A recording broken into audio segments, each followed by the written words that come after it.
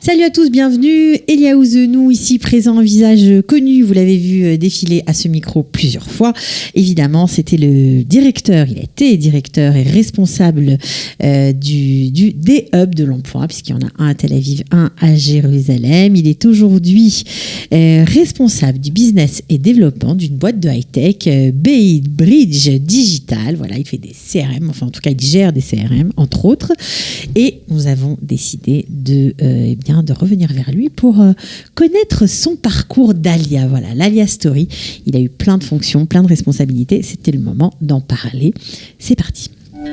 Ils ont relevé le défi de l'Alia. Alia Story, c'est vous, c'est nous. Comment ça va, Eliaou ? Ça va, heureux d'être de retour avec toi, Cathy, dans ce studio. Moi aussi, ça me fait très plaisir. Alors, 18 ans passés en France, 18 ans passés en Israël. Oui, un joli anniversaire cette année. Voilà, ça fait quelque chose, j'imagine. Oui, d'ailleurs avec mes amis avec qui j'ai fait la Alia, on s'est dit qu'on allait faire quelque chose cette année pour marquer le coup. Ouais. Mais bon, c'était 18 années en Israël un peu plus significative, parce que 18 ans en France, j'étais petit quand même. Ouais, petit, mais quand même, ça fait quelque chose. En termes certain. de chiffres, ça fait bizarre. Alors, tu es monté après ton bac, directement en Israël, sans tes parents. Exactement. Tu as fait l'Archara du Bnei. Un parcours classique, on l'a beaucoup entendu sur l'antenne. Ouais, j'imagine. Voilà, et ensuite tu as décidé de faire l'armée direct. Ouais, le parcours habituel de toute personne qui a fait le Bnei Akiva à l'époque, l'Archara, le kibbutz, la yeshiva. Ouais, alors mais justement faire l'armée sans plus de préparation que ça, en ayant passé un an avec des Français en fait, et se retrouver avec des Israéliens combattants, ça doit quand même être un choc. C'est un choc. Maintenant, je m'y attendais pas mal, puisque pendant des années, j'y ai pensé à l'armée quand j'étais en France. C'était un rêve. J'étais au Bnei, c'était un rêve. Okay. Donc, très impatient de la faire, très impatient d'y arriver, d'être un bon soldat, etc. Tu prends un choc, bien entendu, puisque tu rencontres énormément de gens de toutes les couches de la société, de toutes les origines, etc. Donc, c'est un grand bond dans l'intégration israélienne. Donc, socio-économique, socio-culturel, c'est pas pareil. C'est tout On se sent différent complètement. Complet, bien sûr. Toi, tu as un accent. Il faut se faire accepter, etc. C'était surtout socialement le choc. Après, l'armée, tout le monde vous le dira, c'est très formateur. C'est une expérience de vie qui te suit après pendant toute la suite. Maintenant, la plus grande difficulté à l'armée, en général, c'est pas forcément la difficulté physique. Elle existe, mais c'est pas de ça qu'on se souvient. C'est surtout le fait que ta vie ne t'appartient pas pendant tout le temps où tu es en service. Ça veut dire quoi ? On n'est pas libre. Ton temps n'est pas là. C'est pas toi qui décide de ton temps. Tu sais pas ce qui se passe demain. Cet inconnu comme ça de savoir qu'est-ce que je fais demain, qu'est-ce que je fais dans 5 minutes. C'est ça le plus difficile. Tu sais pas combien de temps tu vas dormir. Tu sais pas est-ce que tu vas avoir une pause, est-ce que tu vas sortir Shabbat ou pas. Je pense que c'est une des plus grandes difficultés psychologiquement de tenir l'armée. Après, surtout au début, mais après, comme dans tout, on s'habitue. Après, on se fait des amis, on s'intègre. Et c'est une très très bonne... en tout cas, j'en garde, c'était il y a un moment quand même, mais j'en garde un très bon souvenir. Ouais, tu as fait 1 an et demi. Ouais, donc c'était suffisant. Non, à la fin de mon service, je voulais... on m'a beaucoup poussé pour poursuivre et faire un cours de Mefagdim. Donc, je me rappelle même que j'étais allé signer au bureau là-bas de la Chalichout. Ça s'est pas fait administrativement dans les dates, etc. Donc dans tous les cas, pour moi, c'était où je fais l'armée 3 ans, ou bien je continue à donner quelque part. Et donc dans le cursus habituel de l'Archara du Bnei, etc. Si tu fais pas l'armée, tu pars en shlichut. Et après shlichut. Moi, je préférais faire l'armée parce que mes parents étaient déjà arrivés en Israël. Quand je suis rentré à l'armée, mes parents avaient fait la Alia. Donc comme l'armée, ça s'est pas fait. T'as été obligé de partir en shlichut. J'ai pas été obligé, j'aurais pu partir comme la plupart des jeunes de mon âge, quitter l'armée et commencer les études. Tu l'as fait en conscience. Complètement. Vous demanderez à ma mère. Elle devait pas être très contente. Non, parce qu'elle arrive et puis toi, t'as dû partir. Exactement. Et bon, donc après, tu te retrouves tout seul. Tu étais tout seul en Israël pendant un moment. Pas complètement tout seul, parce que mon frère et ma sœur avaient fait l'Alia avant moi. Mais quand même, c'est pas papa-maman, c'est pas pareil. Mais après, quand ils arrivent, toi, tu repars à Marseille. C'est un peu... Donc, on se retrouve à Marseille, seul, pas de copains, un peu décalé, mais en même temps, un travail extraordinaire d'aider la jeunesse juive de Marseille à se connecter avec Israël. Et ça, c'est un truc qui t'a toujours passionné. Exactement. Moi, j'avais bien entendu quelques amis de ma période du bac, etc., que j'ai bien entendu retrouver quand j'étais en France, mais tu es toujours quand même un petit peu en décalage, parce que tu as vécu certaines choses en Israël. T'es plus mûr, Ouais, enfin, bref, eux, ils sont à la fac, et toi, tu ne l'es pas, tu fais une activité complètement volontaire, bénévole, etc., à Marseille, tu n'as pas commencé ta vie, et tu vois tout le monde qui avance. C'était ça, je pense, qui était un petit peu difficile. Et puis, bien entendu, il faut se gérer tout seul. T'es seul. Enfin, il faut se faire manger. Il faut vivre. Il faut vivre à 20 ans. Voilà. C'est une expérience très formatrice, j'imagine. Très formatrice, ouais. Autant que l'armée, je pense. C'est vrai ? Ouais. Ça te met un coup de maturité dans la tête qui t'aide après pour la suite. Donc, tu as vécu des choses. Qu'est-ce qui fait un chaliard à Marseille ? Non, à Marseille, quand il revient dans son mouvement de jeunesse, c'est lui qui organise les colos, les activités, c'est lui qui fait. Tu es le moteur, en fait, tu es le moteur du mouvement, du mouvement de jeunesse. Donc, moi, quand je suis arrivé, j'ai dû reformer une équipe de madrichim, d'animateurs, de retrouver, de remonter le BNE qui avait une petite baisse d'activité. Ouais. Donc il a fallu monter un petit peu tout ça, et voilà. Après, j'ai fait une formation de directeur de colo, donc c'est moi.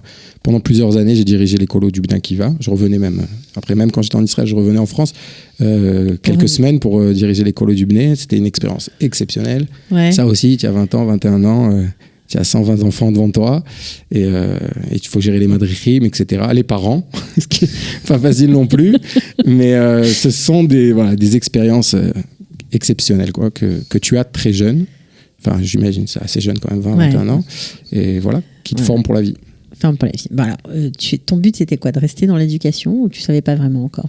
Moi, j'ai toujours aimé la hadracha du Bnei Akiva, d'être madrich au Bnei Akiva, tout ce qui était le monde sioniste, les messages sionistes, religieux, le monde du Bnei Akiva, c'était T'aurais voulu avoir un job comme ça, comme au BD, mais en grandeur nature. Quand j'étais jeune, je suis toujours jeune, quand j'étais plus jeune, quand j'avais 16-17 ans, voilà. J'étais madrich, je me disais, faut que je trouve un job. Je veux être madrich plus tard, mais pouvoir gagner ma vie avec ça. Donc, en faisant 1+1, je me suis dit, un jour, je finirai à l'agence juive. Voilà, c'était ça, si vous voulez, un petit peu mon but dans la vie. Je me suis dit, peu importe ce que je me disais pas, je vais être médecin, je vais être avocat, je vais être expert comptable. J'ai dit, un jour, je veux bosser à l'agence juive. Ouais. Bon, ça a été fait. D'ailleurs, on va y venir. Mais avant l'agence juive, tu as fait des études. Donc, tu es parti. Je suis rentré à Bar-Ilan. Je suis rentré à Bar-Ilan. Pourquoi Bar-Ilan ? Franchement, j'ai pas beaucoup été, disons, conseillé, en tout cas orienté. Ouais. À l'époque, il y avait moins de structures, moins d'associations, etc. Je savais pas trop quoi faire. Puis il fallait faire aussi avec les psychos que tu avais fait ou pas fait. Ouais. Donc, je sais pas, j'avais des amis à Bar-Ilan. Je suis allé voir le campus. C'était joli, c'était sympa. T'as signé. Voilà, j'ai signé. J'ai dit l'économie, pourquoi pas. La logistique, pourquoi pas. Allez, on y va. D'accord, donc là on reste quand même, ça peut se rattacher à ce domaine que tu aimes tant, la logistique, quand on organise des colos, quand on organise c'est exactement ce que je me suis congrès, dit. Oui, ça rentre aussi là-dedans, donc tu finis, hein, tu sors diplômé de la fac. Ça a pris un peu plus de temps puisque il y a eu plein de choses au milieu, donc le diplôme a pris du temps avant de l'avoir, mais oui, ça y est, je l'ai. Tu l'as. Voilà. Alors justement, arrivé à la fac, malgré l'armée, malgré tout, on n'est pas vraiment encore israélien après quelques années d'Alia. Comment on s'intègre sur un campus comme ça ? Je ne sais pas si c'est une question d'intégration, parce que tu as la langue, même quand tu es sur le campus, tu as fait l'armée quand même. Donc, tu te sens très israélien, parce que tu te sens plus vraiment, tu te sens français, mais pas tant que ça, puisque tu as vécu le décalage quand j'étais en Shlichut. Donc tu arrives, mais tu es en décalage avec le parcours des Israéliens. Ils sont un peu plus âgés, ils font aussi plus âgés. Ils ont un autre rythme de vie. Ils habitent chez papa, maman, pas très souvent. Ils habitent certains en colocation, mais beaucoup sont chez leurs parents. Ils travaillent déjà en parallèle. Ils arrivent entre copains. Et donc là, tu te retrouves dans un amphithéâtre. Socialement, c'est dur. C'est dur, ouais, c'est dur. Tu as un amphithéâtre de 150 personnes. Il n'y avait pas de français en plus dans ton diplôme. Pas dans mon cursus. Peut-être un au début.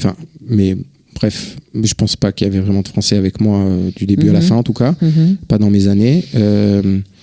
Donc, tu es un peu décalé socialement et c'est difficile de... Enfin, je sais pas. Il faut le vouloir pour rentrer dans ces cercles-là. Faire un effort, non, mais c'est important de le raconter parce que c'est vrai qu'il y en a plein qui nous écoutent et qui sont un peu comme toi, quoi, à cette époque-là, qui n'ont pas vraiment encore des repères solides. Et parfois, aller... Mais c'est très important, il faut le faire. Ça veut dire, moi, la première année, je ne l'ai pas fait.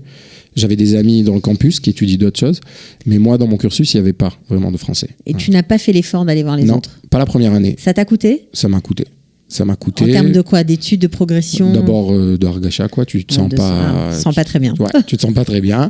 Ouais. Deuxièmement, en termes d'aide, les études, surtout en université, elles sont très ouvertes. Tu fais un peu comme tu veux, quoi. T'es pas obligé d'aller en cours si tu veux, ce genre de choses. Donc, quand tu as des amis, quand tu dois rendre des devoirs avec d'autres personnes, etc., alors c'est plus facile, tout simplement.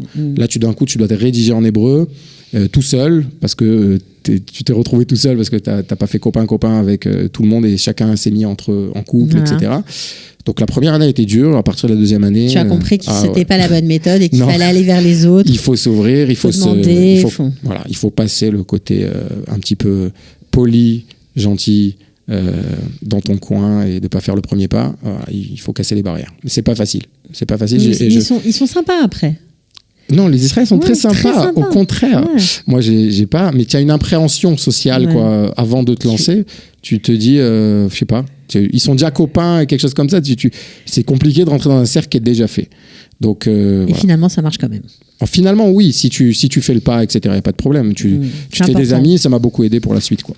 Mais tant mieux. Alors, on n'était pas encore, on va dire, tu n'étais pas encore arrivé à travailler à l'agence juive, on n'en était pas encore là, mais tu commençais à travailler à la Chavaya israélite. Donc là, on peut dire que c'était un peu une ambiance que tu as un peu connue, on va dire ça comme ça. On parle de sionisme, on parle de jeunes, on aide les jeunes. C'est une suite logique. Bon, au début, je ne suis pas tout de suite arrivé à la Chavaya, j'ai fait un peu de sécurité, un peu comme tout le monde. Et ensuite, voilà, je deviens madrich à la Chavaya israélite, je prends des groupes. Bien entendu, pour moi, c'est une découverte exceptionnelle. D'abord, certains groupes fous comme le bac bleu-blanc, je pense que c'est le premier ou le deuxième bac bleu-blanc qui était organisé à l'époque. Donc de voir ça, d'abord, c'était impressionnant. De quoi? De voir ces jeunes, tellement arriver, motivés. À part ça, cette organisation exceptionnelle. Les fruits en fin de compte, de ce qui ressort de ces voyages-là, et d'en faire partie. C'est-à-dire que parfois on parle à des jeunes et puis on les retrouve 2 ans après en Israël, mariés avec des enfants. Ouais, tu peux te ramener à travailler avec eux par la suite, tu les vois, tu vois un parcours et en fin de compte tu te rends compte que tu l'as rencontré à 18 ans, 17 ans. Et peut-être que c'est toi qui as donné ce goût je vais pas être... Ça peut arriver. Je vais pas rentrer... en fait, chacun apporte quelque chose à quelqu'un. On crée son identité de plein de petites choses qu'on rencontre sur son chemin. Si toi, tu as été une de ces petites choses, alors c'est un grand route. Et donc, ça, pour moi, c'est exceptionnel. J'enchaîne programme sur programme, en parallèle des études. Des fois un peu trop par rapport aux études, mais je le fais quand même. Je deviens rakaz, donc après, je gère plusieurs groupes et plusieurs madrichim. Je fais un cours de guide aussi de la Chavaya israélite. Donc je guide des groupes sur le terrain. Plein dedans, quoi. Je suis en plein dedans. Et après, mon but, c'est la Chavaya israélite. Travailler là-bas. Oui, j'étudie logistique et l'économie. J'aurais pu finir dans une usine ou voilà, ce genre de choses. Ouais, mais j'ai qu'un but, c'est de rentrer à la Chavaya israélite. La banque, non, c'était pas... La banque, j'y ai jamais pensé. Mais ça aurait pu. Ça aurait pu. Ah oui, ça aurait pu. Tout est possible. Voilà. Donc finalement, la Chavaya israélite te tend les bras. Exactement. Tu y rentres, tu y passes 3 ans. Je me marie, je rentre à la Chavaya israélite. Et t'as adoré? J'ai adoré. Tu as appris beaucoup de choses? Énormément. D'abord, c'est mon premier job concret. En Israël, donc tu apprends à te comporter en entreprise, comment travailler. Maintenant, c'est pas tout à fait bien parce que c'est quand même, la Chavaya israélite est quand même un endroit exceptionnel où quelqu'un peut travailler dans une ambiance exceptionnelle. Il y a une grande culture d'entreprise. Culture d'entreprise complètement folle là-bas. On n'a aucune envie d'en partir. Et donc, quand tu commences avec un job pareil, n'importe quel autre job que tu peux trouver après autre part peut te paraître un peu fade. Donc, mais bon, j'y suis. Je participe aux principaux programmes de la Chavaya israélite qui doivent encore exister, qui existent sûrement encore aujourd'hui. Voilà, bien entendu, tout le monde y a mis un petit peu sa patte au fur et à mesure des années. Les madrichim, les jeunes qui sont venus au Bac Bleu Blanc maintenant aujourd'hui sont les madrichim du Bac Bleu Blanc et d'autres programmes comme le volontariat de Sarel, etc. Et donc voilà, je passe 3-4 années exceptionnelles à la Chava israélite. Et puis un beau jour, un coup de fil. Un beau jour, un coup de fil. Comme ça peut arriver. Je me rappelle le moment où on m'a appelé pour me dire de quelqu'un de l'agence juive qui m'appelle, Cyril Amar, on peut dire son nom. On le salue s'il nous écoute. Voilà, s'il nous écoute, qui m'appelle en me disant j'aimerais bien te rencontrer, j'ai quelque chose à te proposer. Donc voilà, je ne sais pas exactement ce qu'il va me dire. Une semaine après, je vais le rencontrer. Il me parle de est-ce que je veux partir en shlichut. Moi, la shlichut, donc partir en mission en France pour l'agence juive. Moi, j'y ai beaucoup pensé. J'ai beaucoup pensé à plusieurs moments de ma vie de repartir en France. Ouais, dans plusieurs structures différentes. Et tu pensais pas forcément à l'agence juive. Je pensais pas forcément à l'agence juive et puis j'avais abandonné l'idée. Quelques mois avant, je m'étais dit ça y est, je repartirai plus. Donc focus sur d'autres perspectives en Israël. Et voilà, du jour au lendemain, on me le propose. Je suis persuadé que je le ferai pas parce que je me suis dit je pense pas que ma femme acceptera pas. Ma femme elle va jamais accepter. Ouais. Oui, parce que ta femme est israélienne. Ma femme est israélienne, d'origine française, mais elle est israélienne, née en Israël, et puis elle était en pleine étude de master. Donc je me suis dit c'est pas possible, ça le fera pas. Ouais. Et en fin de compte, je rentre, elle me dit oui, viens, on y va. Je dis quoi? Qu'est-ce qui se passe? Mais les femmes sont surprenantes parfois. Voilà. On ne peut pas toujours prévoir ce qui va se passer. Voilà. Alors, c'est quand même incroyable cette histoire parce qu'en général, pour partir en shlichut, c'est un truc qui se prépare de longue haleine. D'abord, on ne sait pas dans quel pays on part, on ne sait pas quel poste on va avoir. Ça prend au moins 6 mois, long processus de recrutement. Tout le monde on ne parle pas en shlichut comme ça, quoi. Qui veut partir ne part pas forcément. Non. Et là, alors là, pour toi, ça s'est fait en un mois. Fulgurant. En un mois, tu avais bouclé les valises, tu étais parti, tu étais en poste, trouvé l'appartement. Ouais. En un mois, il a fallu faire le processus de recrutement et les tests. Il y a énormément de tests. C'est des tests qui, à la fin, tu n'as même plus envie de partir. Donc voilà, au bout d'un mois, c'est bouclé. On a pris la décision, on quitte l'appartement, il faut tout boucler en Israël et aussi tout s'organiser en France. Ouais. Donc c'est hyper compliqué, surtout que sur le terrain, je suis encore à la Chava israélite, j'ai à peu près 20 groupes qui sillonnent Israël de haut en large et il faut aussi les gérer. Il faut aussi gérer l'existant, donc une période folle, mais tu en as eu pas mal des périodes folles, Elialou. Justement, l'agence juive, tu vas y rester 5 ans à peu près, voilà, et tu vas forcément connaître la grande période d'Ania, comme on dit, tu vas faire partir, toi et ton équipe, 8000 personnes. 8000 personnes en 2015. En tout, je pense que sur ces 5 ans, ça doit résumer à peu près 25 000 personnes. C'est énorme. Ouais. Oui, parce qu'on s'imagine pas, on dit 25 000 personnes. On le dit souvent. Avant ces chiffres-là, c'était pas du tout ça, quoi. Non, on arrive en 2011 à Paris avec ma femme et mes enfants. Il y avait une alia qui tournait entre 1500 et 1800 personnes par an de France. Et donc voilà, on s'inscrit dans cette réalité-là.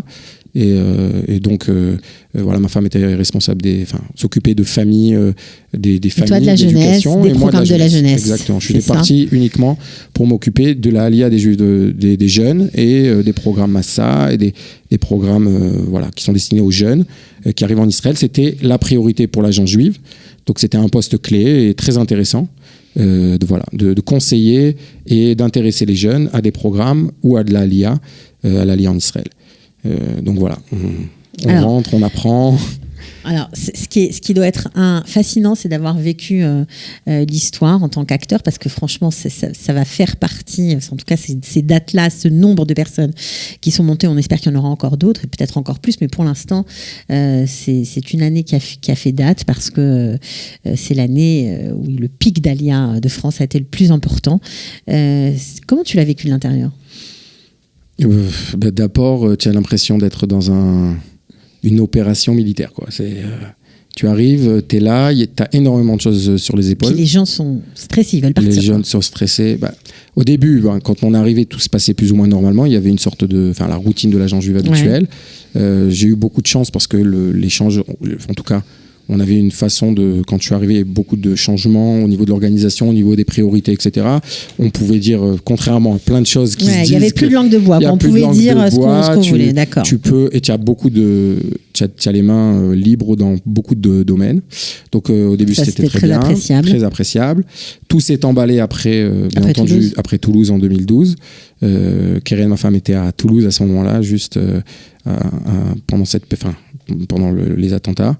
Donc on a été, d'abord on l'a vécu avec la communauté, puisque le même jour tu vas amener tes enfants à l'école et tu reçois des directives de faire attention, de ne pas venir en voiture, et d'un coup tu te dis c'est quelque chose de fou, parce que tu te dis ça se passe qu'en Israël. Je l'ai vécu en Israël, j'étais en Israël en 2001, c'était la période des attentats, etc. Mais pas ici, ça je l'ai vécu. Mais pas en France. En France tu te dis mais ça va, il fait bon vivre. Et en fin de compte tu es là-bas, mais en plus là-bas c'est pas ta police, c'est pas ton armée, tu n'es pas armé, c'est compliqué à gérer cette situation-là, c'est déroutant. Mais d'un autre côté, tu dois aussi accompagner les familles qui maintenant se posent beaucoup de questions en France et se posent la question d'Israël. Alors, il est arrivé, paraît-il, vous allez me confirmer si c'est vrai ou pas, que parfois vous avez loué des salles parce que les gens avaient soif d'informations. Il y avait plus de 5000 personnes sur un mois. Ouais. Pour écouter vos conférences, pour écouter les conseils de l'agent juif. À partir de 2014, après l'opération Tsuketan, ça a fait énormément de bruit en France. Il y avait des manifestations dans les rues. On entendait mort aux Juifs à Paris. C'était même traumatisant pour tout le monde, y compris nous. Et il y a eu une sorte de folie qui s'est passée un petit peu à Paris, dans la communauté. Tout le monde était stressé. Tout le monde a avancé d'un pas vers la Aliyah. Alors il y en a qui étaient très loin, mais tout le monde se posait la question maintenant, et Israël. Et donc même si, je ne sais pas s'ils partaient pas demain, mais en tout cas, tout le monde venait s'inscrire à des réunions d'information, des réunions sur Israël, des conférences. Et donc, juste avant ça, tout est Mina Shamayim, juste avant ça, on avait fait une possibilité d'inscription automatique sur le site internet aux réunions. C'était plus manuel en téléphonant. Et donc, dès qu'on l'a mis en place, c'est passé de Tsuketan et les gens ont commencé à s'inscrire par dizaines, par centaines. Et en fait, automatiquement, on ouvrait une réunion pour la semaine qui allait suivre. Elle était pleine dans les minutes qui suivaient. Et donc, on se retrouvait là en se disant, mais comment on fait ? D'abord, notre salle est trop petite. Donc, je me suis mis à chercher des salles. Des écoles. Il a fallu improviser, on va dire. Il a fallu improviser de façon professionnelle, évidemment. Professionnelle, bien entendu. Il faut que la machine tourne. Et donc, tu te retrouves à faire des conférences sur la Aliyah et sur Israël 3 fois par jour à 200 personnes. Il y avait de la tension dans ces salles. Ouais, je me rappelle. Et des fois, il y avait une porte qui claquait. Et tu voyais tout le monde faire un bond comme ça. Tu sentais une tension dans la salle où les gens étaient, du fait qu'il y a eu des attentats, du fait que l'ambiance à Paris à ce moment-là était électrique. Quand ils venaient dans ces réunions de l'agent juive, d'abord ils posaient des questions j'en ai fait beaucoup de ce genre de réunions. Et là, tu sentais quand même qu'ils étaient stressés, qu'ils étaient interloqués, limite énervés. Donc tu sens quand même la pression dans la voix des gens. Et puis, il faut venir, quoi. Passer 2h30 de rendez-vous, de réunion à l'agent juif ou dans un autre endroit de Paris, puisqu'on a dû en faire un peu partout. Partout, c'est partout, dans beaucoup de communautés, dans des écoles, dans des salles, plusieurs fois par jour. Donc, je sais pas, rien qu'en septembre 2014, je pense que j'ai dû voir 5000 personnes sans problème. Vraiment, donc c'est pas une légende. En conférence. En conférence. Alors, il faut une sacrée logistique quand même pour faire partir tout ce nombre de personnes impressionnant. Ouais. Non. Alors, très vite, l'agent juif a compris qu'il fallait changer de façon de gérer, en tout cas les aliyot, de passer d'un process qui était beaucoup plus manuel et au cas par cas à un process automatisé, etc. Donc ça, je m'en suis pas mal occupé dans ces années-là. Comment rendre le process automatique et faire partir en masse, et d'un autre côté, garder bien entendu un contact humain. Et un petit pool, en fait. S'occuper des gens de façon personnelle, personnalisée, et voilà, de répondre aux questions. Donc, bien entendu, 1500 personnes qu'on faisait partir ou 1800 personnes en 2011, quand tu arrives en 2014 et que c'est plus 7000 personnes, et en 2015, 8000 personnes, pour vous donner une idée, entre fin mai et fin juillet, c'est faire partir 500 personnes toutes les semaines. Toutes les semaines, distribuées. Donc, booker les avions. Booker les avions, d'abord, il faut les booker un an avant. faire des prévisions.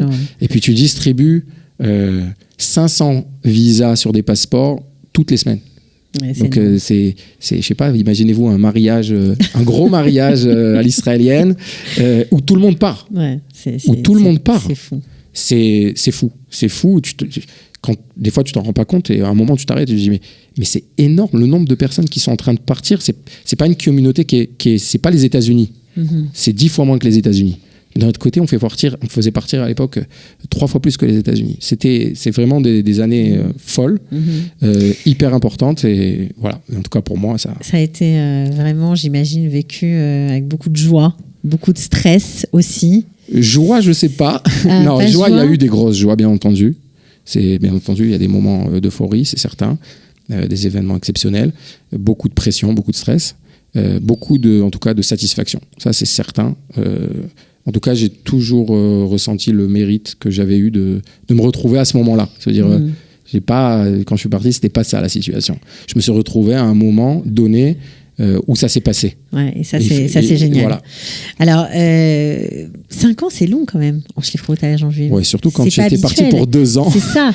Qu'est-ce qui s'est passé ? Pourquoi en général, tu pars 2 ans, tu sais que tu vas rester une 3e année, si ça se passe bien. Donc, c'est à peu près le cursus de tout le monde.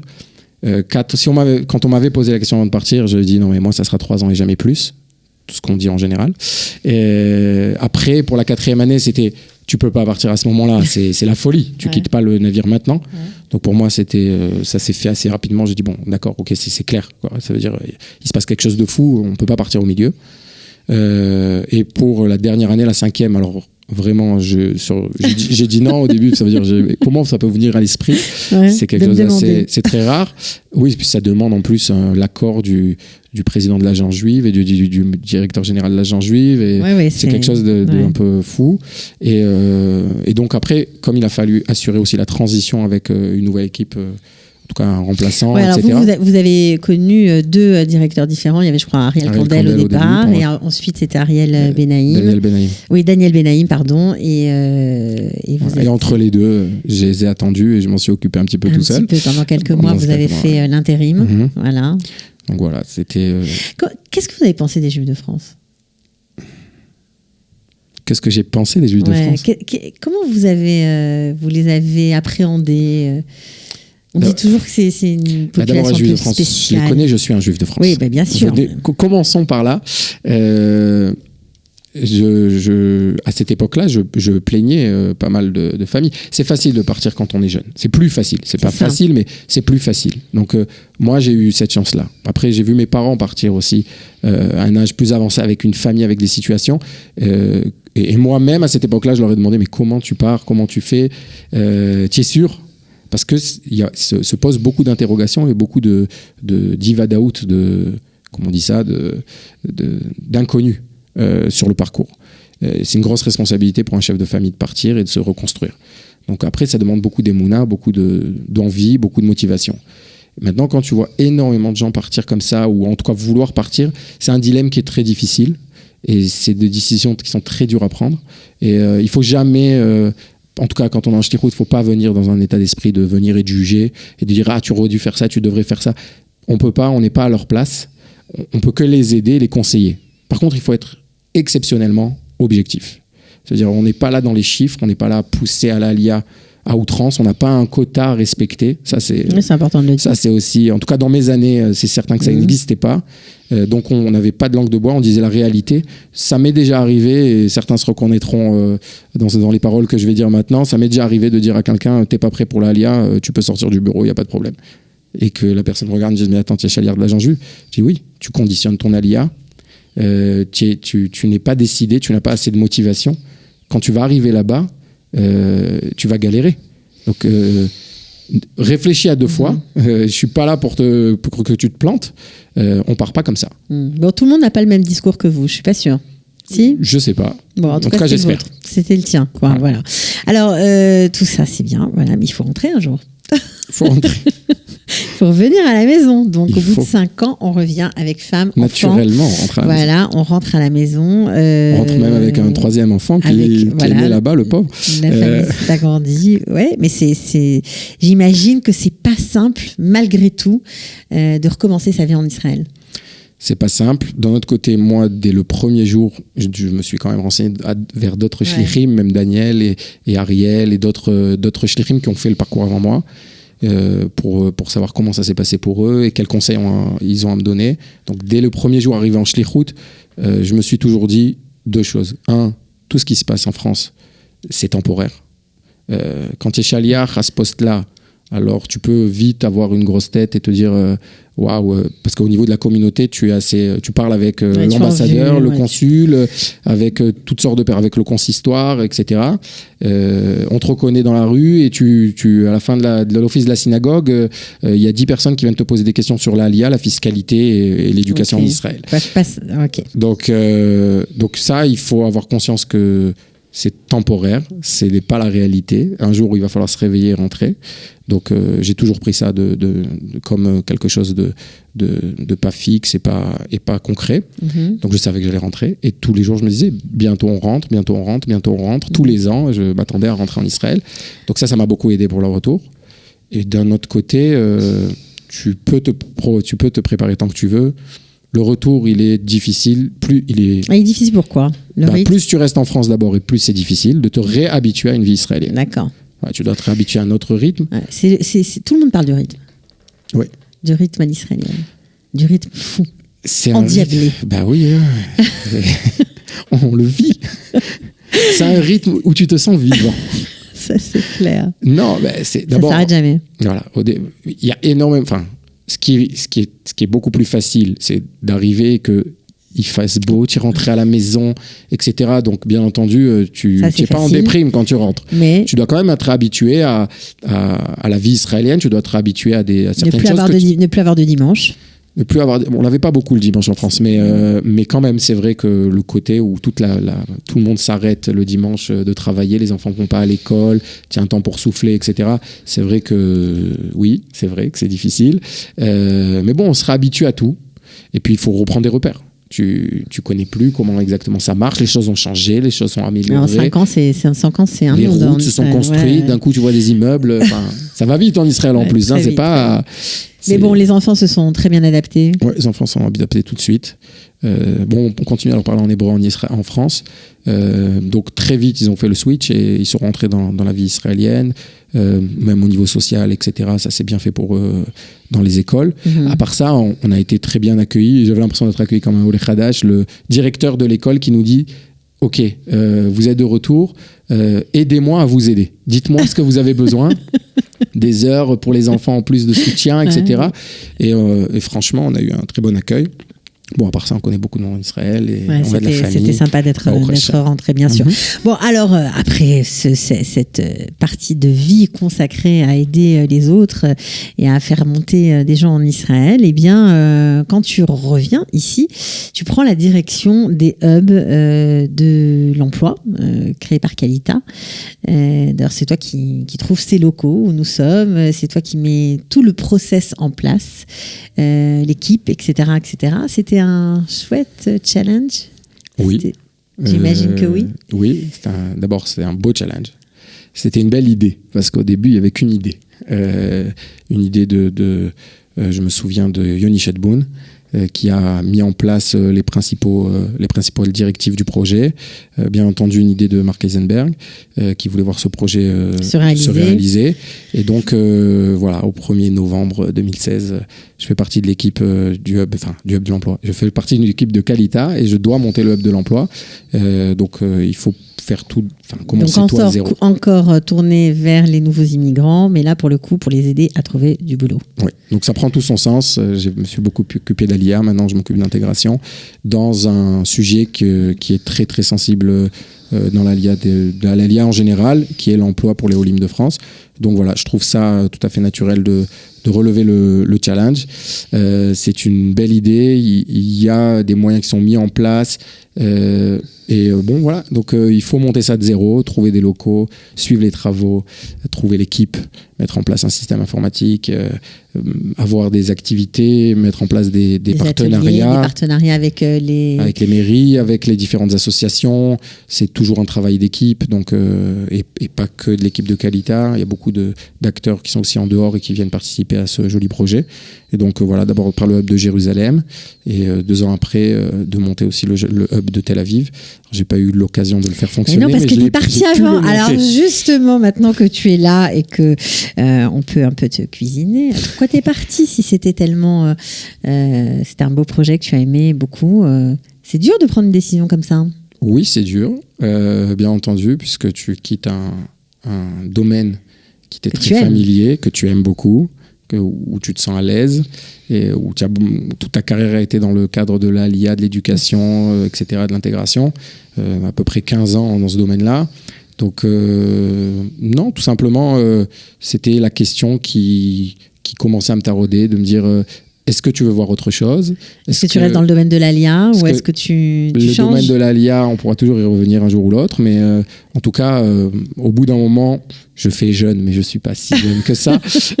Surtout dans le monde du high-tech, si tu veux percer, il faut y aller maintenant. Ça t'intéressait le monde du high-tech ? C'était quoi ? C'était pas forcément le monde du high-tech, mais c'était le monde de l'entreprise, privée, etc. De connaître d'autres façons de fonctionner, d'autres domaines, tout simplement.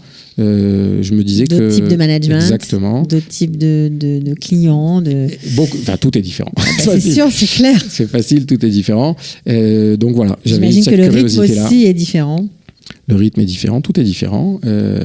Maintenant, mon cursus a fait en sorte que j'ai beaucoup de choses aussi à apporter dans ce monde-là.